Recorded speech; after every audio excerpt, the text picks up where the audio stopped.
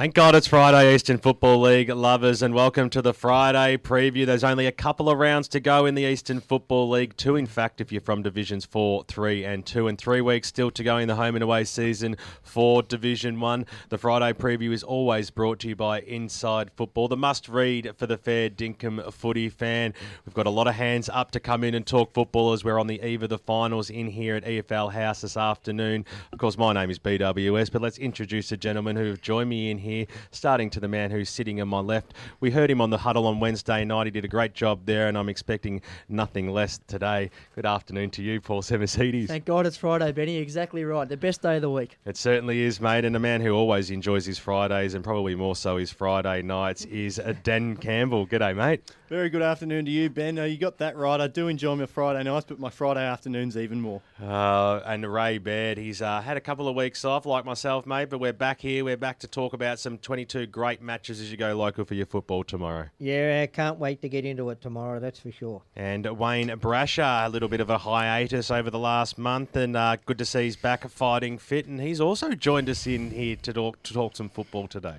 Yeah, thank God it is Friday, and I am so much looking forward to another round of EFL football tomorrow. Oh, well, everyone's putting on maybe their Catholic hats or something this afternoon because everybody's thanking God. But let's start Division 4, gentlemen, and go straight over to you, Seymour. And, of course, we can all just throw in on what we think about this game. Yep. But Coldstream take on the Eastern Lions out at Coldstream. Eastern Lions haven't been too bad of late, but Coldstream have also been pretty good.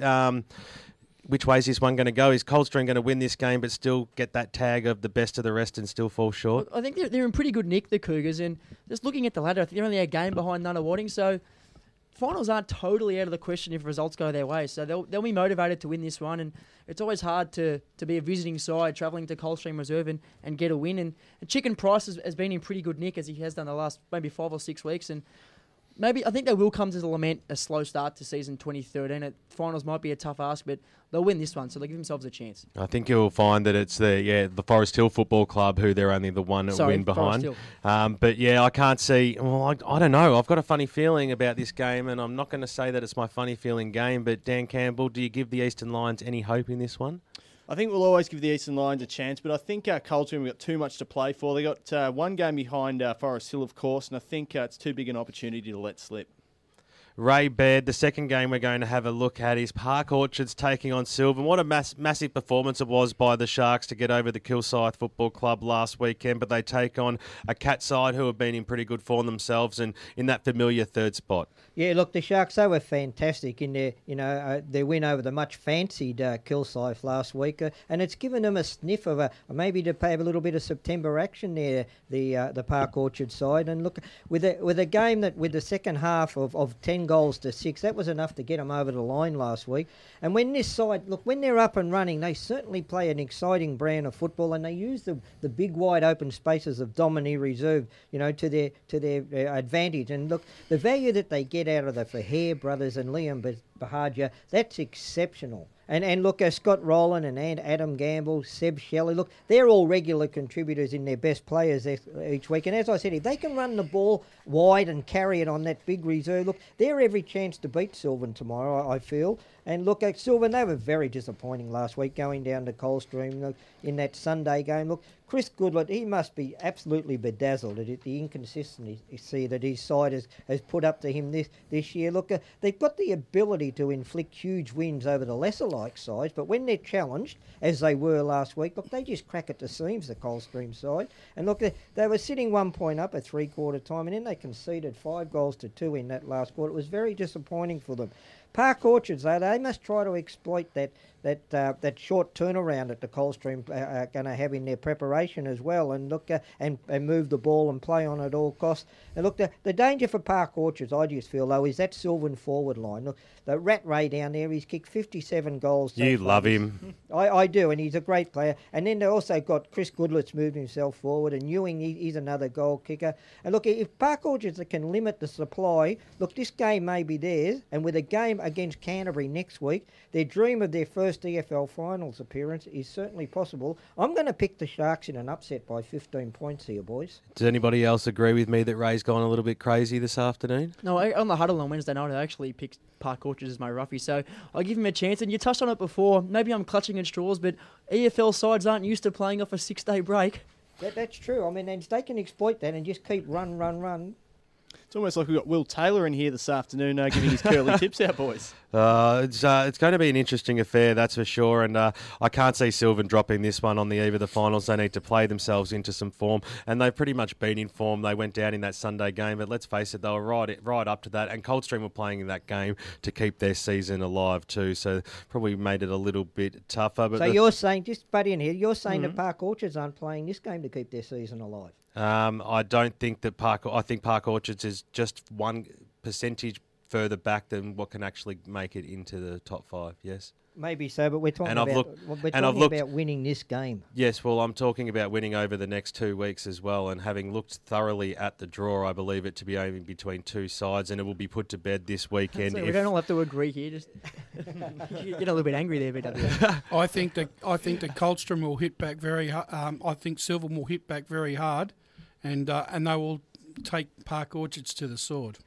Let's move it on, shall we? And let's have a look at the Nunawading taking on a Surrey Park game. I wouldn't say that I was testy at all. He's just trying to throw me off, the old man over there. He's sitting as far away as possible from me and just trying to stir the pot. But Nunawading taking on Surrey Park. This is a huge clash, Dan Campbell. Yeah, well, Surrey Park did the job last week. They were challenged up to half-time by winless Canterbury, but then they went bang, bang, bang in the second half and recorded a very comfortable victory. But look, Nunawading last week, they played the best of Division 4, and the result wasn't surprising. Sam McCullum for Nunawading's been fairly quiet in the last month, especially last week, though he was named in the best. So I'll say his goal-wise, he's been fairly quiet the last month, so this could be his week to break out again. 29 goals in 14 matches, and Bolshewaite's had a good season, but on Wednesday night, we might have heard that he might miss this week, so it's interesting there. And Aidan Suckle's got a broken hand, so he'll miss this week as well. So a couple of huge potential outs there for Nunawading. But look, largely, I think Nunawading have been travelling a little bit better over the last month. Gove led the goal kicking for Surrey Park last week, so he's been fantastic. But I'm going to back Surrey here, but only just. But I think Nunawading getting up wouldn't surprise me at all. It's something we speak about a lot at EFL House on a Friday, and that's the size of the ground. And clubs that have home grounds that are much smaller than other home grounds, Nunawading obviously being one of them. Do you see that as an advantage for the Lions? I certainly see it as an advantage, but with those two big outs there, I can't look. It wouldn't surprise me if Nunawading got up, but I think Surrey Park they had their first win for about a month last week, and they might have just rediscovered their mojo. Dan, do you think Tupi be really wanting them to get right into it now with the finals just around the corner? Well, it would be a great story, as we've said all season, and I think maybe finals, if Surrey Park don't end up making the finals, people will say, well, it's been a good season anyway. So I think a lot of the pressure's off Surrey Park for now. I think, boys, if I can just butt in here, I think that Surrey Park, look, their form hasn't been that bad. They've just had lapses of 1/4 in those games that they've lost over the last period of time. They were going to look. They started off the season really strongly. They're a young side. They're an emerging team, and there was going to be a period during the season where they were going to tire. Whether they've been able to refresh themselves over the last 6 weeks, they've had the break, they've had the bye. Now they get the chance to play 2 grand finals in a row over the next fortnight, and to be able to get that 5th spot and play finals. And it starts this week against Nunawading. I think they'll do it, Ray. Yeah, look, I know. Look, you're looking straight at me in the eye there, mate. I'm going to agree with you. I'm not going to disagree. Well, Forest Hill take on the Kilsyth Football Club, Seymour, tomorrow. And Forest Hill, well, they can a big win over Kilsyth tomorrow, and they can just pretty much shut the gate. They'll play finals. Yeah, absolutely. But I think it's going to be easier said than done. Kilsyth have been pretty flat probably the last 2 or 3 weeks. I mean, they beat Surrey Park by 5 points, just less than a kick a couple of weeks ago. Probably a result, but they were happy to get the win, but probably they would have expected to beat the Panthers by a little bit more there. So I think they'll be chopping at the bit to really come out and flex their muscles against a side who are snapping at their heels on the ladder there in Division 4. But it's not all doom and gloom for the Zebras, I think. In a game which I expect to be pretty close on the scoreboard, guys who can kick goals from the midfield are like gold, and Jake Rowe is certainly one of those, and Ash Nolte as well is capable of doing that. But in saying that, I just think Kilsyth will be too strong. The motivation for them to come out and really reinstate themselves as the 3rd best team in Division 4, which They have been all year. People are only really starting to ask questions now. I think that'll be a large carrot for the Cougars. I think the secret behind this game is if Kilsyth can't win this game tomorrow, they're not going to go anywhere in the finals. No. They have to put out a message to the other teams in the finals and put Forest Hills away, and I think they will. This is a statement game for Kilsyth. Exactly. Send a statement game out. They win, they play finals, and they end Forest Hills' hopes. Yeah, well, they don't end Forest Hill's hopes. I'll hold you up there, Brash, because it's probably the complete opposite, because if Forest Hill win tomorrow, they end the hopes of anybody who's chasing from further down the ladder. So agreed. Huge match for Forest Hill to get up in that match tomorrow against Kilsyth, and, maybe Kilsyth can bounce back, but I think Forest Hill are going to win this game. The fifth and final match in Division 4, Ferntree Gully take on South Belgrave. This is a 1v2 clash, Ray. Quite mouth-watering, in fact. Well, if you guys thought my first pick of Park Orchards was anything, boy, I'm picking Ferntree Gully to knock off South Belgrave tomorrow. Look, it's a huge game for both these.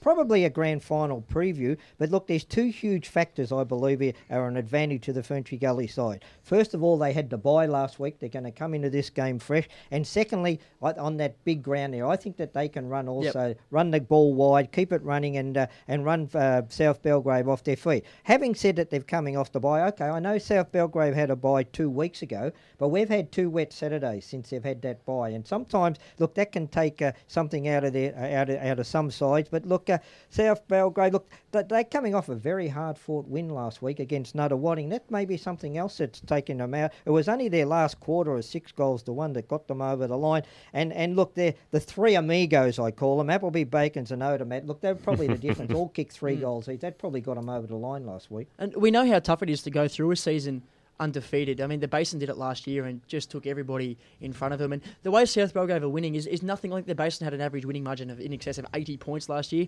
South Belgrave aren't doing that. They have to overcome the mental demons of trying to win a premiership without losing a game. Is that going to be hard enough for them? I reckon a lot of pressure lies with South Belgrave, but I think, Ray, you tipping Ferntree Gully's proof that you have gone crazy, because Division 4 this season really reminds... Do we need proof? Mate, look, all I'll say is, look, undoubtedly South Belgrave are the side to beat in 2013, but having said that, Bernie Ryan knows that if you shake the perch hard enough, the cocky will fall off, mate, and that's all there is about it. And I think that Ferntree Gully's going to get up and win this game by 2 goals. Sure to be a great game out there, and make sure you tune in at about 5:15 tomorrow afternoon on the BCG Bayswater post-match for Braden Ingram's Around the Ground report. Sure to be a great match, as will the other 4 games in Division 4 as you go local for your footy. Hope your team wins. Gentlemen, it's time to turn our attention to Division 3, another division that is brought to you by Inside Football, the must-read for the fair dinkum footy fan. We head out to Shark Park down JJ Tully Drive down Campbell, because Doncaster to take on Warrandyte in what is sure to be a one-sided affair. Well, it was a big week for both clubs last week, of course, with Warrandyte losing that clash against Whitehorse Pioneers, and they're facing almost relegation now. And big Nathan Thompson lined up for Doncaster last week and booted 6 goals. So 2 very different sides here, and you're not wrong in saying it's going to be a very one-sided affair. I think it doesn't take a rocket scientist to work it out. That's why we're all sitting around here. But look, I think Morello's had a good year for Warrandyte, as is Hookie and Large, and they've all been solid contributors, but it hasn't really been enough. Doncaster got too much class too easy. Is this a game that Doncaster could find themselves getting a little bit complacent in, Ray? Do they still go out there and try and destroy the Warrandyte Football Club, or all of a sudden they might slow things down towards maybe the end of the game and play things a little bit safe? Look, they might play things safer. Look, I saw Warrandyte last week and they were very disappointing. So, look, I think that they could go out there with 12 men, and I think that Doncaster will still beat Warrandyte. Well, I know for a fact that the Sharks have last week blooded 2 under-19 players who made their senior debuts, and it wouldn't be surprised if a couple of the older stages have the week off and a couple more kids come in, and it won't make much difference, unfortunately, for the Bloods. No, you wouldn't think so, would you? But good luck to the Bloods heading out to Doncaster. It's always a pretty good local rivalry between those 2 sides whenever they meet. But Paul, Wanturna South take on Whitehorse in another one-sided affair tomorrow. This one could get ugly as well. This one has the potential of getting very ugly. I mean, as I mentioned on Wednesday night on the huddle, Whitehorse have been competitive in all of their games so far this year, I think bar 1. But Wanturna South, they belt teams there at Walker Reserve. They absolutely belt teams. They did it to Mitchum 2 weeks ago, and Mitchum are almost premiership favourites. They've belted Templestowe by 120 plus out there. They belted Heathmont there last week. I think they're going to belt Whitehorse. They haven't actually lost a game out there at Wanturna South, I think, since round 3 last year, and I think they only lost that by a couple of points. Well, they play it really well. It's a tiny ground, it's a postage stamp, and you've got bigger bodies of guys like Teakle in and under in the midfield. I'm not surprised that they don't lose games out there. What's their home ground called, Ray? Walker Reserve. Finally. I had to think about it. It does get confusing. Yes, like we said, a one-sided affair, but another chance. It really does. I really think it's a question mark. Do you think will Wanturna South, I should say, do the Doncaster side of things, which you say might happen, Paul, in blooding a few young players coming through these next few weeks and give some players a rest? Is that something that Wanturna South might look at doing over the next week or two? Or is it just, against a side like that anyway, that you would expect to take home the 4 points? I think Wanturna South will play some under-19s this week in this game. Their under-19s have a bye, so they're looking to playing finals footy in the next couple of weeks. But I think the kids are the future, obviously, and they do have a lot of old players in their senior side, so they will start playing guys like Jimmy Sarin, who won the best and fairest last year on the 19s. He's a good footballer, so I think he'll play seniors this week. You could be right there, Paul, but I'm a believer of the old adage: if it ain't broke, you don't need to fix it. And I think that there's a double chance up for grabs here, boys, with 4 teams that are equal.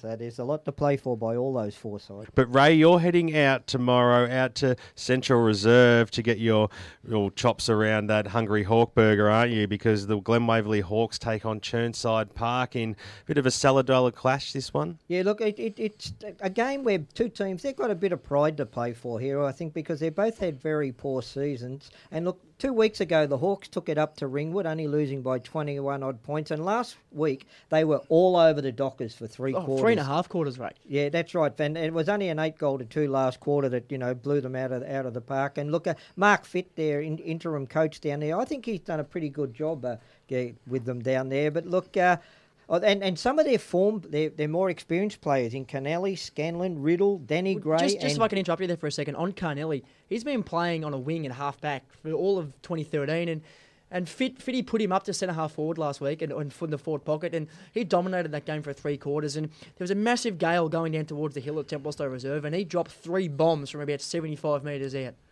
Yeah, and look, as I said, the more experienced players, as you said, Canelli, Scanlon, Brad Riddle, Danny Gray, and Disco Kennel, they're all starting to get a bit of late-season form here, and I think they're on the move. Look, Chirnside Park, they were smashed last week by one of what I call the 4 aces at the top of the ladder in Mitchum. Look, they had a very difficult fortnight because they played another one of those aces in Doncaster the week before, so they're going to relish going into a game that maybe Lee Horsburgh thinks that they've got a chance of winning there. And look, Scott Hamill, he's been a revelation for them up forward. He's kicked 8 goals in 2 weeks. So they've got a figurehead up there that they can go to. But look, either side can win this. For mine, it's just going to be a toss of the coin. I would maybe just go towards home ground advantage and maybe a 1-goal win to Glen Waverley Hawks, boys. Ray, do you think, though, that Central Reserve this year has not been a really happy hunting ground for the Glen Waverley Hawks? Do you think they haven't really adapted to that ground this year, and they've obviously lost a bit of support?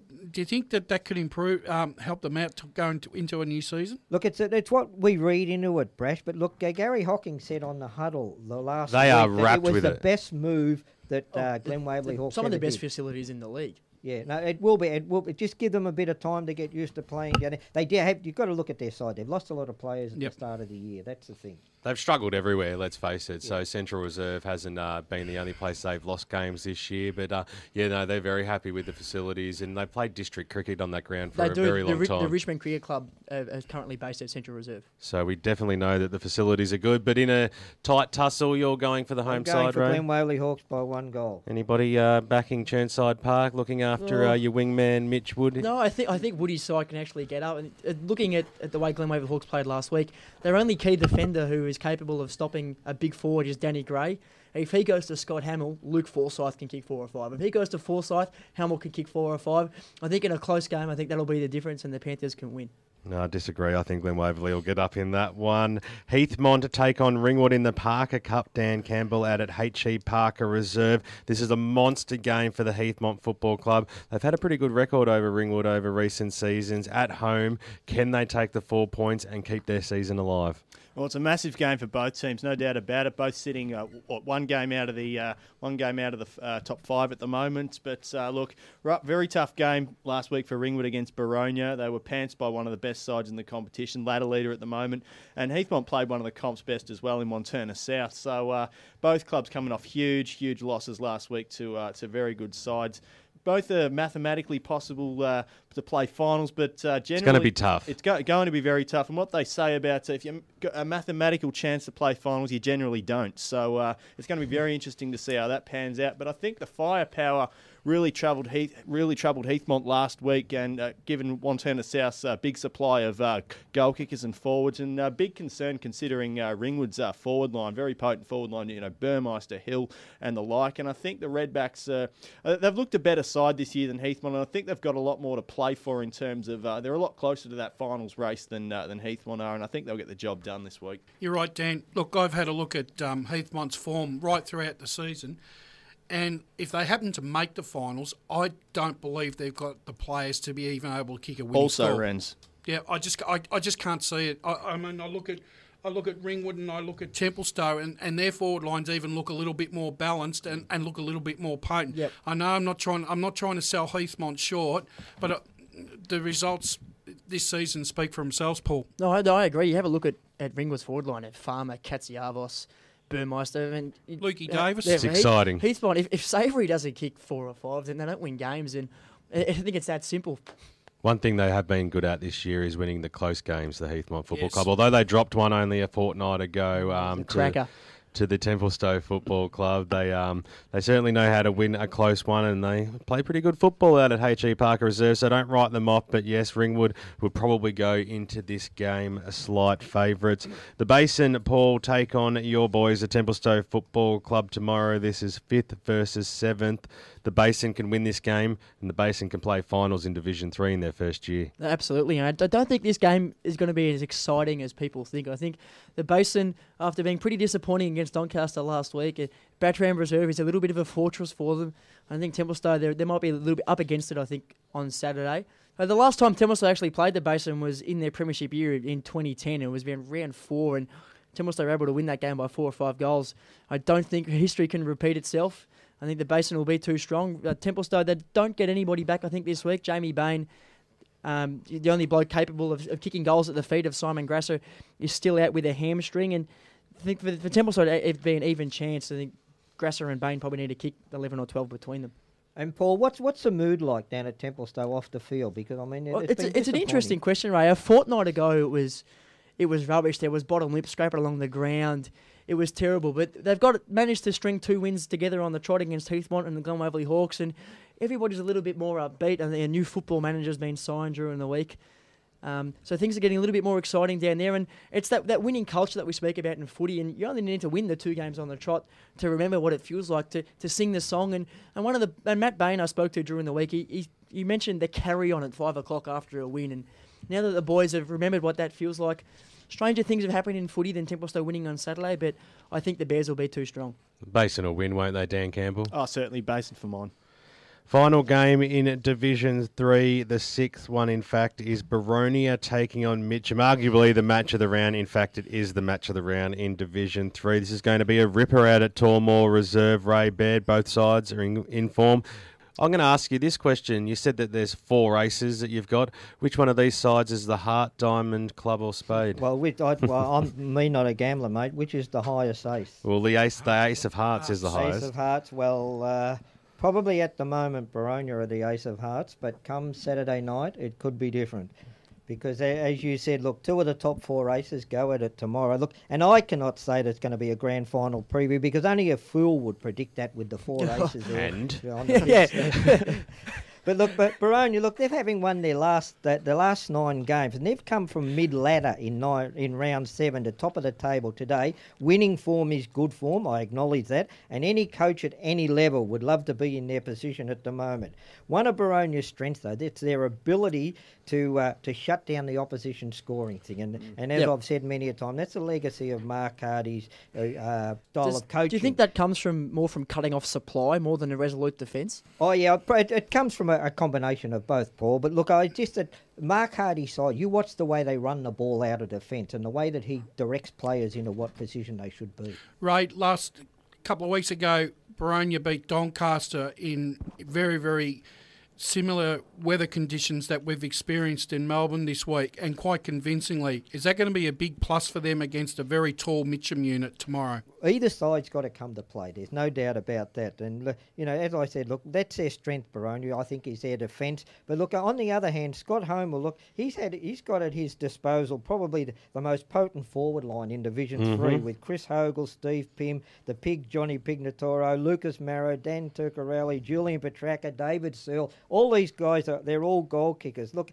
every one of you guys and everyone in the EFL will have their own reasons why either of these two sides will win. But, look, I haven't seen Baronia this year, so to me, it's all talk about them until I see them. But look, on the other hand, I've seen Mitchum. I like the way that Mitchum go about it. They run the ball off the half-back line to start their forward thrust. And look, the Tigers, it's for you, BWS. No, you're in love with the Mitchum Football Club. The Tigers may be at the bottom of those four races, but tomorrow I feel they'll rise to the top of the So you pack. reckon they're a club race, so they're going to club Baronia, Well, if you want to say that, mate, they're going to rise to the top of that pack tomorrow. Braden Ingram and I spoke on the BGC Bayswater post-match last week about Baronia's most important player, and immediately the guy like Dean Grice springs to mind. But I tend to take a different angle. Jess Bolton. I think Jason Heath. I think his goal-kicking prowess up forward can be the difference in this game. And we were out there, I think you were out there in round 4 or 5 when Mitchum beat Montana South at Walker Park. And a full-back by the name of Renato Nunziata, who has come across from the Southern... Great name. He's an absolute cracker. Has come across from the Southern Footy League, did a number on Daniel Badone, which is very difficult to do. And I saw him play very well against Doncaster at Trams Reserve about 6 weeks ago. Can he sit on Jason Heath? And if Jason Heath only kicks the 2 or 3 goals, can Baronia win? Look, that it's going to be hard. Look, as I said, they've got to restrict Mitchum's scoring power. That's the thing. Both sides play a completely different style of football. Baronia is more defensive, close the opposition down, whereas Mitchum, they love a high-scoring game, run the ball out of the half-back line, down to those power forwards and get the score on the ball. Have a listen to him go on about Mitchum and try and dissect a Baronia side, which he admitted himself that he hasn't actually been able to see this year. I called them the hottest ticket in town last week on the Friday preview race, and I'm going to stick to that because Baronia's defence is absolutely second to none, and the ladder will show you that this season. But we talk about the game against Montana South. We know how many great goal kickers they've got. So if they can shut down a potent forward like Montana South, I'm sure they can do a number on Mitchum this week. None of us know what we're talking about because you look at these top Throw yourself under a bus. Week after week, there's been surprises. Montana South win one week, they get knocked off the next week. So who knows what's going to happen? I think you painted the picture perfectly with the way Mitchum like to attack and Baronia like to defend, and you can see that with their midfielders. Jared Whitnish is just a completely, I wouldn't say he's a front runner or a one-way midfielder, but you see him more doing the attacking stuff than the defensive stuff, where on the other side of the coin, Ben Grice gets leather poisoning every other week, but he's always in there laying the shepherd, laying the tackle, and doing the hard stuff. And Baronia, that might be the cutting edge for them in the end. What are you saying, Brash? You're sitting there saying nothing, mate. No, he's staying out of this argument, and it's probably a safe one too, but it's sure to be an absolute classic match out at Tormore Reserve, so definitely head down there if you're in the area and want to see a great local game of football. Division 2 time, gentlemen, and let's turn our attention to that very division, and of course it is brought to you by Inside Football, the must-read for the fair dinkum footy fan. Donvale host North Ringwood tomorrow out at Donvale Reserve, Dan, and Donvale have been struggling of late, whereas North Ringwood, although they may have plateaued over the last month, they're still in good form. Certainly, and it's a huge game for Donvale this week. Bottom of the ladder after their loss last week, of course, and North Ringwood defeated Croydon in a tight struggle. It's the usual suspects for North Ringwood that fire week after week after week. Is it Jason Sharp, James Dean, Hill, Van Noonan, all fired last week and had really consistent seasons. And I think the problem for Donvale this season is that haven't had enough contributors, and Jack Purcell has played 10 games this season, and 6 of those have been in the best. So I don't know what your views are on Jack Purcell. Is he carrying too big a load down there at Donvale? Well, you're right. He doesn't have many mates, and of course Max Otten, who was on the City of Swans list for a while, is probably the only one that I can think of who is consistently performing at Division 2 senior footy. the way I like to describe it, and I've used this term plenty of times speaking about Donvale, is they're Jekyll and Hyde. Is one week they'll play half-decent footy against a competitor and they'll compete and they'll still go down, and then another week they'll dish up some absolute garbage, and that comes from inconsistencies and playing young players. And they're a club who, the last 4 or 5 years, or maybe even 6 years, they've had more coaches than any other club in the AFL, so they've got no stability anywhere in that club. I threw you all under a bus and Seymour survived. But this isn't the stage of the year where North Ringwood should be dropping games, and I think they should win this one pretty comfortably. Oh, look, no doubt North Ringwood will win quite easy. But look, Donvale, they're probably the side in all Eastern Football League that play on confidence, and at the moment they've got no confidence down there. So look, they're no way known are they going to get anything. Are they going to get relegated, do you think, Ray? Oh, they're definitely going to get relegated. There's no doubt about that, I think. I think you're a little bit stiff on Jack Purcell saying he had no mates. Oh, I think we all know what I meant there. I'm sure he's a great bloke. North Ringwood should definitely get the chocolates in that match. They're currently in third position, and they'll be hoping to get into that top 2 position before the next fortnight is out. Montrose, in fact, will finish in top spot, and they take on the Waverly Blues tomorrow, Paul, in a one-sided affair, one would assume out there. Oh, look, you'd think so, and I just want to touch on the Waverly Blues as I look at Brett Davidson's gorgeous photo here in last week's copy of the Eastern Football. A very, very, very handsome man. He'd be pretty happy with the season they've had after. I mean, looking at the ladder in Division 2 this year, they're a game off relegation, and they were pretty close last year, thereabouts. But I think what I'll be fair in saying, in their season in 2013 is a lot better than they were in 2012. The Montrose Football Club. No, the Waverly Blues Football Club. Absolutely, they'll be wrapped with where they're at this stage. Look, there was a point during the season where we thought the Waverly Blues might make a fair old run for it and be able to play some finals. They took it right up to Murrelbach in the Anzac Day game, and that's really started a pretty good month of football for them. Once again, they're a young side and they're an emerging team, and finals probably wasn't on their radar at the start of the year. Of course, yes, it would have been nice for them to make it, but it is a top 4, so it makes it that little bit harder. But look for the Waverly Blues to be a side definitely on the improve over the next few years and pushing for that final spot, Brash. Yeah, look, they were very, very slow to start off the season. I think they lost their first 3 or 4 games and were sitting on the bottom of the ladder. They've, like you said, they got on a bit of a purple patch there and got on a bit of a run and managed to get their season back. They've seemed to have just sort of just hit a bit of a spike there for a bit, but I think they can finish off the season quite well. You have a look at their results. They can't beat Montrose. They've been pretty competitive since that first month of the season. They've been pretty competitive. Not so much over the whole season, but against the good sides. They're not getting blown out of the water as much as we expected them to. No. But on the other side of the coin, Montrose they're a juggernaut. That's the word that comes to mind. They've taken all before them, and they have done for the last 3 years. It's almost a matter of just hurry up and bring September action on for the Demons. Well, they're certainly Montrose are a first division side playing Division 2 this season. They have been for. They had some deficiencies last year that Roval exploited, particularly in the.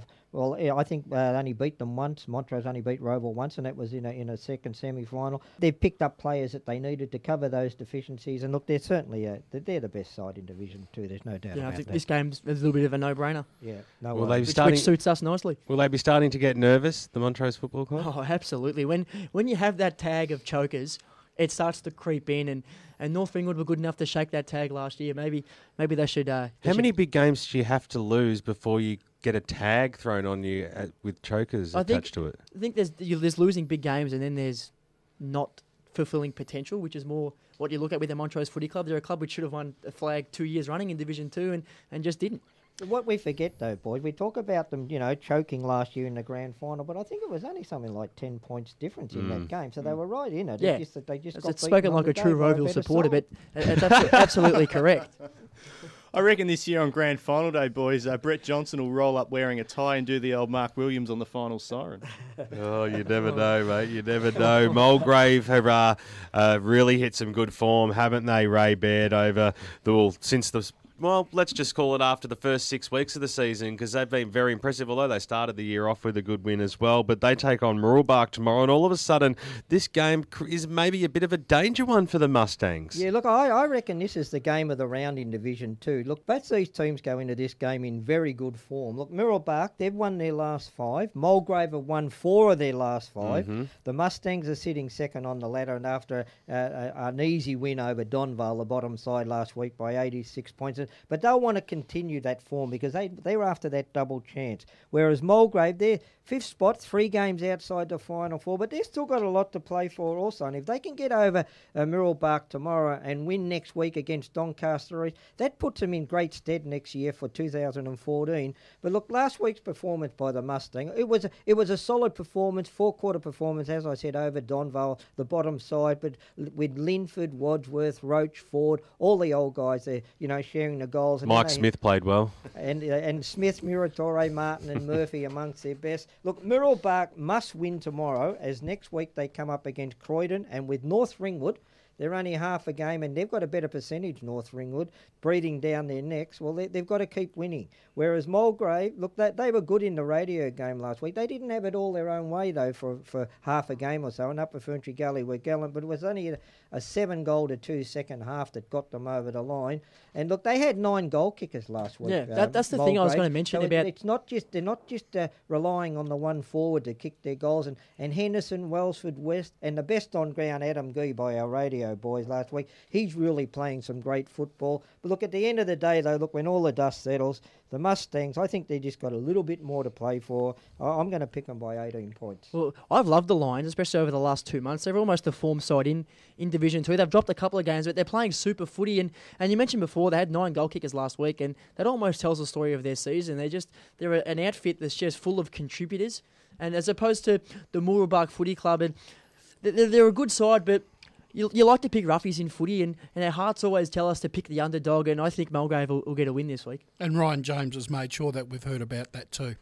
In tough conditions last week, Mirrabooka piled on 21 goals for the afternoon. That is too good a form for me to pass up. They'll take on Mulgrave tomorrow. It'll probably be a close game for some part of the game, but there's no way the Mustangs are going to drop this game ahead of the finals. Gentlemen, let's turn our attention to the Croydon versus Upper Ferntree Gully game. This is 4v9, Dan Campbell. This is out at Croydon's home ground. Which way do you see it going? Yeah, well, Croydon were very gallant last week against North Ringwood, 12-point loss. And, of course, it's a couple of close losses in a row now for Croydon. So maybe the hunger's built to this point where they're going to do a number on Upper Ferntree Gully this week. Look, Upper Gully hasn't been a good week for them, defeated by Mulgrave, of course. On for the relegation run now, but look, I think what we're seeing with Croydon this season is a bit of deja vu of a couple of seasons past, where unless Weinhardt really fires well, then Croydon don't win. But of course, last week he kicked 8 goals and they still didn't get up. So I'm not too sure whether throws your theory up the creek. Yeah, well, throw me under a bus there, BWS. But I'm not too sure where the goals are going to come from. But I think Croydon this week. Last time the two sides met, there was a 33-point win to Croydon, of course. And I think, judging on ladder positions, that's the only reason I'm going with Croydon this week. I think they'll get up. Croydon's in the 4. Look, any side that's in the 4 with 2 games to go and they're playing one of the bottom sides, they have to win comfortably, and I think that Croydon will go about it tomorrow. Well, how comfortably can they win by? Because Upper Ferntree Gully will be doing everything in their power to shut this game down, to probably make it as ugly as possible. They won't be wanting to relinquish hardly any score at all, because there's only that 1.5% separating them and Donvale still. I think we're all correct in saying that the result isn't up in the air. We all think that Croydon's going to win. It's the margin. It's the percentage. And, well, a lot of people would love to see Upper Ferntree Gully. They've had a tough season, and they're probably not feeling all that bad about themselves after getting a win 2 weeks ago against Donvale. I think they'll be good enough to shut the game down and only go down by a small margin. I think the big thing against Upper Gully is that it's not played at Upper Gully. If they can shut the game down in that mud heap at Upper Gully, but they're going to be playing at Croydon, there's going to be goals kicked down. Melbourne Oval. And Croydon's going to win easy. I think Croydon have got one inherent weakness. They rely way too much on Brendan Wynett to kick them a winning score. That's going to be their Waterloo when it comes to the finals. Oh, throwing in a few Avattunes right at the end of Division 2. There's only one more game in Division 2, gentlemen and Paul. It's Bayswater taking on Doncaster East out at Bayswater Oval. This is 7v6. A very unhappy hunting ground for the Lions, this ground in recent years. It's quite an interesting matchup, because at some stage throughout season 2013, both of these sides were touted as relegation material, but they've been able to string a few wins together, and they sit, I think, right next to each other on the Division 2 ladder. And well, Doncaster East had a 10-point win over the Waverley Blues last week, but it probably should have been a little bit more than 10 points. Just looking at the scorecard there, they were pretty inaccurate. While Bayswater went down to the best side in it, and it's always hard to rebound from a thumping like that. And because I'm sitting within striking distance of BWS, I'm going to tip Doncaster East. Does anybody disagree with Paul? I certainly do. I don't see Doncaster East winning this game. So everyone else isn't allowed to tip against Doncaster East, but he can. No, I'm tipping Bayswater. I'm jumping off Donny East. You jump on and off Doncaster East every other week, mate. You're unbelievable. But I think Bayswater, they play that ground so well. It's completely different makeup to what Zerby's reserve is. And I just believe that Bayswater, last game at home for the year, you always want to finish on a high note. And I believe that that's going to happen for them tomorrow, Dan. Well, one of Ray's rants on the huddle a couple of weeks ago really turned around Doncaster East season and really turned around BWS's life so far after that. But It's a changed the man. heat was radiating off him on Sunday morning, but I'm going to go Donny East. Okay, so a couple of votes for Donny East and a couple of votes for Bayswater. Bayswater, don't ever say that I don't tip against Doncaster East, Ray Baird. Mate, I've never ever said that. I just said you get all over them when they do happen to win. That's what being a footy supporter is all about. Well, we'll see if they get up on Sunday to see whether or not I come in on EFL Sunday, shall we, gentlemen? That's Division 2 done and dusted. It's time to head to the Premier Division, and you just watch Wayne Brasher just pick himself right up in his chair because it's his moment to shine. Division 1 is always and will be brought to you by Inside Football, the must-read for the fair dinkum footy fan. The first game we're heading out to is out at Tarara Road, Brash. Vermont take on East Burwood.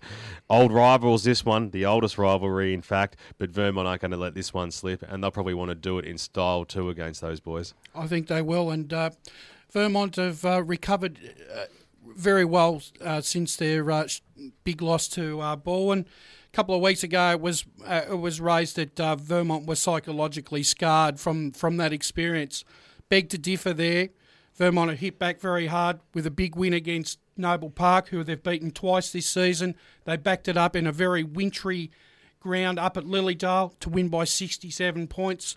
Once again, they had to get a job done down at Scoresby last week. 20 points, even though the margin was only small. Scoresby were more determined this time and played a better brand of football. Up against East Burwood, the Bidstrip Richardson Cup is once again up for grabs, and I'm sure Vermont will be keen once again to retain that cup and condemn East Burwood to second division for the 2014 season.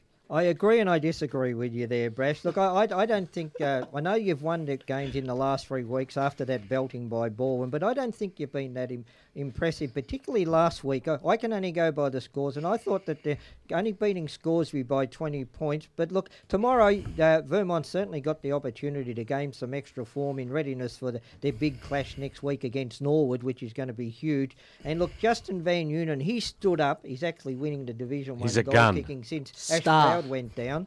And Ash went down early in the season, of course. And now that I think the big plus now is that Robbie Ross is back in that side. And they look a lot more settled because he's such an important player to their September chances.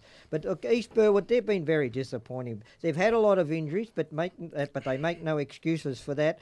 Look, they're a side that only average 8+ goals a game, and only once this season they've kicked over 100 points, and that was in round 13 against Blackburn where they kicked 101. But look, Anthony Mariani and Alex Fiore and Brendan Hislop, Jared McDonald, Craig O'Reilly, look, they've really given their all to their coach Fabian Corelli. But look, it's been a long, long season for the East Burwood Football Club, and as much as I hate to say it, but overall, it's time for East Burwood Football Club to go back down to second division, regain some confidence, and fight their way back up to Division 1. On tomorrow's game, though, Eagles in a cakewalk, 10 goals. Oh, I tend to agree. I'm astonished we've sat here for the last 4 minutes talking about a game that will end up being a 3-figure margin.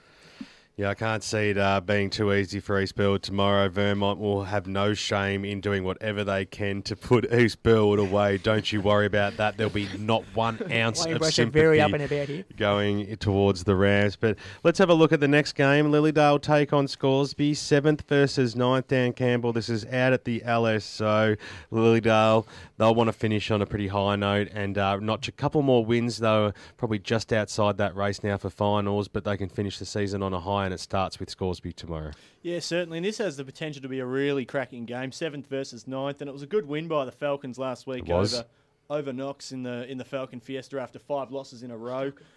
Daniel Breeze was good with 3 goals, and of course Marcus Hodges was named in the best as well, as was Grant Hill, and both named in the best 9 times this year. So they've both had outstanding seasons. And look, Scoresby 20-point loss to Vermont last week. One thing really stands out for me for Scoresby this season: Parker and Marcius have been the 2 standouts, and in an otherwise rebuilding phase for the club. There hasn't been too many more players presenting too well after that. But having said that, I think Lilydale are a more evenly rounded side and should get the job done. Well, last week, Dan, David Marcius and Brad Jones were playing in the reserves grade at Scoresby. Now, they're actually beggars belief. That's crazy. I just can't believe that. Now, the only reason that I could put that up is either those 2 guys have been away, right, and haven't played for a while, because I cannot see any reason if I why could interrupt not. quickly, Brash, I know that Brad's younger brother, Scott, a former Templestowe boy, has been playing reserves at Scoresby all year, so maybe now that the season's done and dusted, maybe Brad's requested to play with his brother. That's the only answer I can give there. That could possibly be No the way. case. That could possibly be the case, Paul, but why wouldn't you want to put your best players on the ground? Are they eligible to play finals, the reserves, Wayne Brasher? They are. Well, they were only 1 game outside of the 5 last week. Yeah, they're a game behind Burwood in the 2. So could we perhaps suggest possibly people are thinking of dropping a few senior players back to the reserve side to help lift the Magpies into the finals in the reserves? That's also a possibility. To me, though, guys, that's stupidity. Your senior side is what you judge. I agree. We're just throwing up a few options. Last week, though, for Scoresby, I thought Adam Parker and Brenton Legg were fantastic. They really, really worked extremely hard both ends of the ground. Lilydale, for me, their season's been derailed by what Ray talked about in a rant early in the season, when 6 to 7 of their first grade players went on an overseas trip. That's ripped the heart out of that side mid-season, and I know they're just working their way back into it now. It's not too late for them to grab that 5th spot, but they're going to have to win every game. If they can get a win tomorrow and next week in the last round of the year and finish 1 game out of the finals, would they be happy with that? Would they have taken 6 at the start of the year? No. No way. Not the way Simon Rourke was talking. Rash, the big down thing for Lilydale is their poor percentage, though. You know, they've only got 86.44%, where Roval has got 102. You know, that's right. That's only worth 2 games, yeah, right? It's certainly not going to happen. But they can definitely get the 4 points tomorrow against Scoresby. You'd expect them to do that and make it 2 in a row down at the LSO. Yeah, look, I'm not suggesting anything, but it was very interesting talking to Simon Rourke the other week on EFL Sunday, and I asked him, you know, was he going to go on next week coaching, and he said he's going to sit down with the committee at the end of the year. But he suggested to me that, or what I read out of it, was that it was time for Lilydale to have somebody else there. So it's going to be interesting just to see what happens with Simon Rourke and Lilydale at the end of the season. I'm not suggesting anything. It's just what I read into it. Well, it's always interesting listening to what you think is interesting, Ray Baird. Let's have a look at the 3rd game in Division 1. East Ringwood take on Blackburn. Scratch your head, Paul Semertzidis. How could you pick this one? So this becomes an interesting game, not so much in the context of the Eastern Football League, but for these 2 clubs. It's at this stage of the year when you're sitting in the positions that these 2 sides are on the ladders and finals are out of the question and you're not trying to stave off relegation.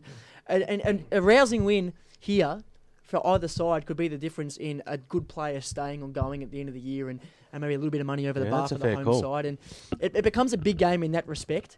In terms of the winner, like you mentioned, almost toss a coin, and I am an unabashed fan of the Blackburn Panthers, not so much on the field because they've been struggling of recent times, but off the field they're a good club, and it's you like to refresh yourself down there. I do. It's a good facility, and I've got good memories there. Not just in the winter, but also in the summer as a cricketer. So I like the Blackburn Footy Club, and I think the Panthers will win this one. I'm on East Ringwood's bandwagon, and I put the acid on your mob last week, and I'm going to put the acid on East Ringwood. You've got 2 weeks to go, or 3 weeks to go. Give something back to your supporters, Guy. You need to win games. Hang on, they had a massive win against South Croydon a couple of weeks ago. That's true. But since then they've been very disappointing as well last week. Any side that goes down to the Pat Wright Senior Oval is always going to be in for a torrid clash. I know the scoreboard didn't flatter East Ringwood last week, but you can't help but not think that their form against South Croydon, you know, on their best, I think is good enough, especially at home, to beat Blackburn, and I reckon they'll get the points by about 3 goals. These are the close games, though, that Blackburn really sometimes set themselves for throughout that's the right. year. The winnable games for Blackburn are games that more often than not they walk away with the 4 points, Dan. Yeah, certainly, but I'm going to go with East Ringwood because every time Ray gives a club a bake on the air, he did it last week on EFL Sunday to East Ringwood, and I said lock East Ringwood in for a win next week and, of course, against Blackburn. So I've got to stick to my convictions here. I'm going to go with East Ringwood. See, Dan Campbell listens to what I say, BWS. You're just a grumpy old man. Can't say much more than that. Let's have a look at Roval taking on Knox. Ray, try and keep your Hawk jumper off for just a moment in this one. The Hawks sitting in 6th position. They're still vying for that spot in the finals, and they're a pretty good chance of doing it as well, especially if they can knock off Knox tomorrow. Yeah, and firstly, this game is played at Knox Garden Reserves, although Roval will be the home side tomorrow. Look, it's going to be a very interesting battle between, two sides I think that are very evenly matched. When the last time they met, which was in round 8, there was nothing in the game at three-quarter time. It was only Roval kicking 9-0 in the last quarter that got them the chocolates on that occasion. But look, Knox go into this game tomorrow a lot stronger than they did on their first meeting. They're starting to get players back from injury and all that. And they only went down to Lilydale by 9 points last week. That was a huge effort. And what I like about Knox now is Luke Williams is back in that side and he's showing a bit of form. And his battle between my other number one boy, Alex Frawley, in the midfield, that's going to be a huge battle between both those sides there tomorrow. Roval, they know what they have to do to make finals. They've got to keep winning. They know that the Lilydale's on the same wins, and Lilydale and Roval, they're both waiting for South Croydon to fall over. And look, Roval, they're not going to drop this game, I don't think. It's going to go right down to the wire. It's going to be an arm wrestle, but I'm going to pick the Hawks by 9 points. Who becomes important for Waverly? I mean, you touched on the last time these two sides met, and if I remember correctly, you were out there and you did an around the grounds report, and you developed a fairly strong man crush for a man by the name of Michael Bussey. Does he become important in tomorrow's clash? He's got posters of Alex Frawley up in his bedroom. He has had a very quiet second half to the season, but then they've had other players step up, and I think that's the beauty of the Roval side. Because they're such a young side, you're not going to have one player dominate for 18 rounds like you do with the more older, experienced players. And Bussey, he was fantastic that day, but since then he hasn't done a lot that I know of. Ray, I actually think Roval will win this game, basically because they have the number one. They've got the number one key forward in this contest with Cody Morris. He's had a really, really great season in First Division, and he basically, I think, could be the difference between the two sides tomorrow. Look, he's averaging 4 goals a game, and that's fantastic. And I remember last time he played in Division 1, he was at Scoresby, and I think he kicked 80 goals for the season in that year as well. So he is a class performer. But Brash, apart from kicking goals himself, one of his strengths is he brings other players into the game around him. Most definitely. Well, Roval's had the better form than Knox this year. They've sat in the 5. We've touted them as a finals team. We haven't said none of the sort for the Knox Football Club, let's face it. Ray, you said this will be a close one. I don't see it being that at all. I think Roval will win this game quite convincingly because they are marching towards 5th spot, and Knox is only just a little step in that, a little bump in that on that road, I'll say. Those comments will not get you in my front door, mate. Okay.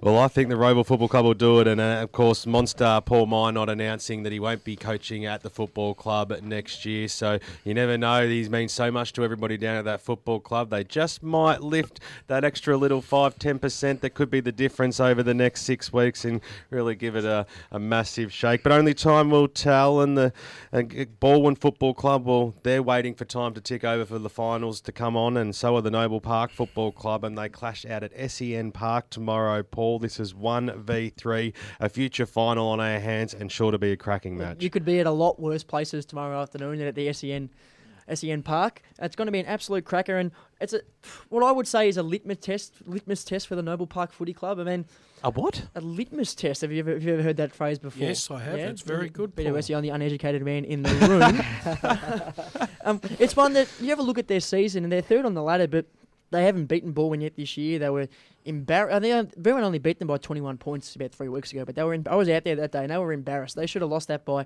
closer to 10 goals. So this is really, they really need to see where they're at and put in a good performance against a side who is on top of the ladder. And I think that Baldwin will be too strong at home, and especially on the smaller ground that is SEN Park. Guys like Luke Barker wasn't in the goals last week at all, and he'll be looking to turn that around for sure. Yeah, I suppose Luke Barker, Goebbels was held really, really well. One goal well. between them. I mean, when was the last time that happened? Yeah, it certainly doesn't. Usually one will be a decoy, one will be the focal point for the afternoon. But Ray, you've touted these two sides pretty much all season since about round 6 that they'll be playing off in the grand final. Who's going to win this game? I think that Baldwin will win because it's home ground advantage, but I still pre-season picked Noble Park to be premiers, and I'm sticking with them. So then Baldwin will have beaten Noble Park twice throughout the season. Does not mean a thing when you final start, mate. Does not mean. So if they end up playing in the first week of the finals and not the grand final, will you tip Baldwin to beat them in the first week of the finals? We'll wait and see what happens. There could be injuries. There could be all sorts of things happen there. You're only trying to set me up, and I'm not going to buy. You've just always got your favourites, and I know exactly who they are, mate. The final game in Division 1, the 6th, in fact, is match of the day on 98.1 Radio Eastern out at Mullen Reserve. Dan Campbell, this is going to be an absolute ripper affair. Norwood taking on South Croydon 4v5. You couldn't ask for anything else. Nah, certainly, and all eyes will be on South Croydon this week after their huge win last week over Baldwin. But look, Norwood are in fantastic form, 4 wins in a row, and that's been off the back of a lot of even contributors and firepower up forward.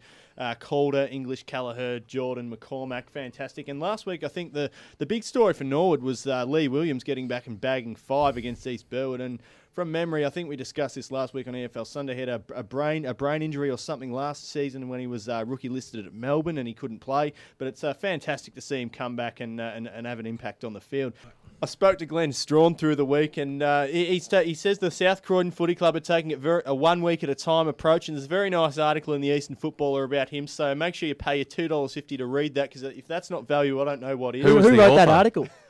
I'll have a guess, but look, South Croydon's, as they proved last week, very much capable of mixing it with the best, but I think Norwood, too good here, been in too better form to get over the line, and I think they'll get the job done. I think Norwood by 23 points. The Doggies do have a chance, but when you look at the quality of Rhett Jordan, Brent English, David Johnson, I actually wrote Norwood off earlier in the season. I may have to revisit that because Lee Williams could be the X factor that Norwood need this season to make a sustained run in the finals. Have the Northmen gone under the radar? So in season 2013, are we only really just starting to prick our ears up and say, hang on? You're right on the mark there, Paul. I think they have that. They haven't kicked huge scores at certain times of the season, but they've been winning and they've just been going along nicely. And I'm going to pick Norwood. I think they're going to open the door for Roval.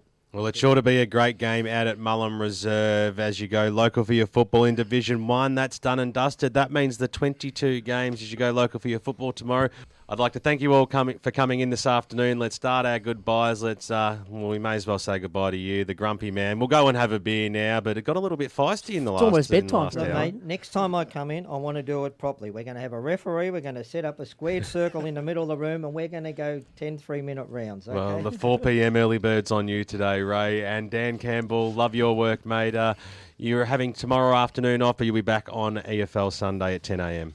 Yeah, certainly, and very much looking forward to EFL Sunday. Of course, your glowing self, perhaps, if you grace us with your presence after a Doncaster East win. But fantastic going through all the games for Inside Football, the magazine the players read, and I'm sure the magazine BWS reads. Oh, I certainly do, mate. I use the paper form. You boys are probably a little bit more tech-savvy than me. The iPad minis. Paul, it's great to have another chat with you, mate. Wednesday and Friday. Let's hope that we can do it very shortly. No, absolutely. It's always a pleasure, and I'm looking forward to having a few chilled refreshments on my Friday evening and out at a Tormore Reserve tomorrow for what should be an absolute belter. And a man that always looks parched is Wayne Brasher, and it's great to always talk local football with him, the Division 1 specialist, making a return to EFL Sunday this week. Looking forward to that. Oh, most definitely. And once again, great to be down at EFL House on a Friday afternoon, just talking local EFL footy. That's the way we like it. That's the way we roll. 98.1 Radio Eastern is the place to be tomorrow afternoon from 1 p.m. right through till 6 o'clock. Of course, EFL Sunday will be back as it always is on Sunday morning between 10 and 12,